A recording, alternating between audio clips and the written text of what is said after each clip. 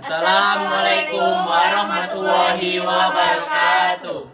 Perkenalkan, nama saya Randa Gestama. Nama saya Isril Adinata. Nama saya Elsa Anggraini. Nama saya Septia Ayu Lestari. Nama saya Indriani. Kami dari kelompok 5 di sini, kami akan mempresentasikan ancaman dalam bidang pertahanan dan keamanan dari halaman 155 sampai 157. Yang pertama, pembaca pertama yang akan dibacakan oleh Elsa Anggraini. Ancaman dalam bidang pertahanan dan keamanan. Pengertian ancaman dalam bidang pertahanan dan keamanan. Ancaman di bidang pertahanan dan keamanan adalah segala usaha yang bermaksud bertujuan untuk membahayakan atau mengganggu yang namanya kedaulatan dari suatu negara. Baik itu bersifat mengancam, menghambat, ataupun bisa dibilang mengganggu kedaulatan negara itu sendiri. Contoh ancaman dalam bidang pertahanan dan keamanan. Ancaman dari dalam negeri. 1. Pemberontakan bersenjata. 2. Konflik horizontal. 3. Perang saudara. 4. Sabotase dari dalam negeri. 5. Aksi teror bersenjata yang dilakukan oleh jaringan terorisme dalam negeri. Ancaman dari luar negeri. 1. Agresi. 2. Pelanggaran wilayah. 3. Spionase. 4. Aksi teror bersenjata yang dilakukan oleh jaringan terorisme internasional. Macam-macam ancaman dalam bidang pertahanan dan keamanan. 1. Agresi atau invasi. Kekuatan bersenjata dapat digunakan untuk melakukan agresi atau invasi. Suatu negara yang melakukan agresi terhadap negara lain adalah ancaman bagi kedaulatan negara, keutuhan wilayah, dan keselamatan suatu bangsa. Terdapat beberapa bentuk agresi mulai dari yang berskala paling kecil hingga skala terbesar. Invasi adalah bentuk agresi berskala paling besar dengan menggunakan kekuatan militer bersenjata yang kearahkan untuk menyerang dan menduduki wilayah negara lain. 2. Pelanggaran wilayah. Bentuk ancaman militer yang sering terjadi adalah tindakan pelanggaran wilayah, baik wilayah laut, ruang udara, dan daratan. Indonesia memiliki wilayah yang sangat luas dan terbuka hingga timbul potensi pelanggaran wilayah. Wilayah Indonesia pernah dicaplok dan diakui oleh negara lain. Oke, selanjutnya pembaca kedua yang akan dibacakan oleh Septia Ayu Lestari. 3. Pemberontakan bersenjata. Ancaman militer pemberontakan bersenjata adalah ancaman yang timbul dan dilakukan oleh pihak-pihak tertentu di dalam negeri, tetapi tidak menutup kemungkinan pemberontakan bersenjata tersebut didukung oleh kekuatan asing, baik secara terbuka maupun secara tertutup. Pemberontakan bersenjata melawan pemerintah Indonesia yang sah adalah bentuk ancaman militer yang dapat merongrong kewibawaan negara dan jalannya roda pemerintah.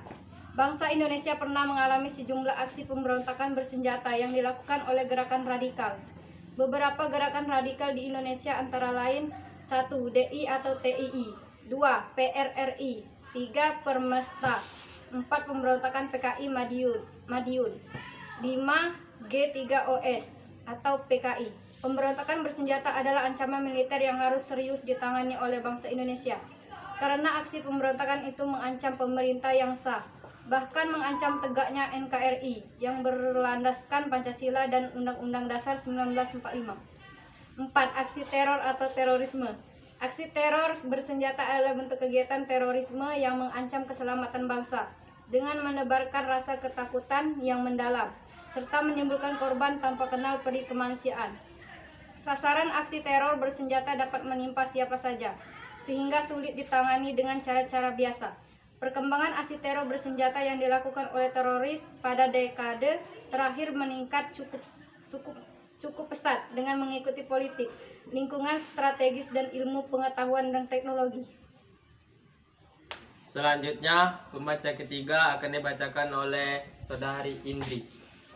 Segala bentuk harus dicegah dan dibasmi agar ketentraman masyarakat tidak terganggu. Beberapa contoh kasus teror di Indonesia adalah: 1. Bom malam Natal pada 24 Desember 2000. 2. Bom Bali pada 12 Oktober 2002. 3. Bom Marriott pada 5 Agustus 2003. 4. Bom Bali 2 pada 1 Oktober 2005. 5. Bom Solo pada 25 September 2011. 6. Bom Sarinah Tamrin pada 14 Januari 2016. 7. Bom Surabaya pada 13 Mei 2018. 5. Ancaman keamanan laut dan udara. Gangguan keamanan di laut dan udara adalah bentuk ancaman terhadap integrasi nasional bidang hankam atau militer yang mengganggu stabilitas keamanan wilayah NKRI. Potensi gangguan ancaman keamanan laut dan udara di Indonesia tinggi. Sebab kondisi geografis Indonesia di wilayah perairan dan udara yang terbentang pada pelintasan transportasi dunia yang padat, baik transportasi maritim maupun dirgantara. Bentuk-bentuk gangguan keamanan di laut dan udara yang dapat prioritas perhatian pertahanan negara meliputi pembajakan atau perompakan, penyeludupan senjata, amunisi dan bahan peledak atau bahan lain, segala bentuk ancaman keamanan laut antara lain penangkapan ikan secara ilegal, pencurian kekayaan laut, pencemaran lingkungan, klaim kepemilikan pulau oleh negara lain. Nah, selanjutnya pembaca yang keempat akan dibacakan oleh Yusril Adinata.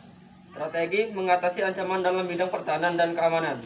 1. Memperkuat pertahanan antar rakyat. 2. Senantiasa hidup rukun. 3. Tidak memecah belah bangsa sendiri. 4. Menjaga pertalian persatuan dan kesatuan. 5. Menjaga lingkungan daerah maupun nasional secara bersama-sama. Kesimpulan, kelangsungan hidup bangsa dan negara Indonesia perlu diamankan terhadap ancaman perang dan segala bentuk gangguan keamanan. Kepentingan nasional yang demikian tinggi nilainya harus dijamin kelangsungannya oleh bangsa Indonesia sendiri dan tidak boleh disandarkan kepada kekuatan bangsa lain.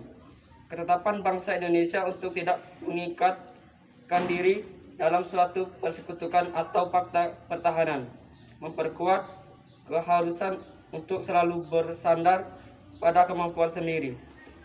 Strategi nasional bangsa Indonesia yang mengutamakan pembangunan nasional untuk peningkatan kesejahteraan rakyat merupakan kepentingan nasional yang utama.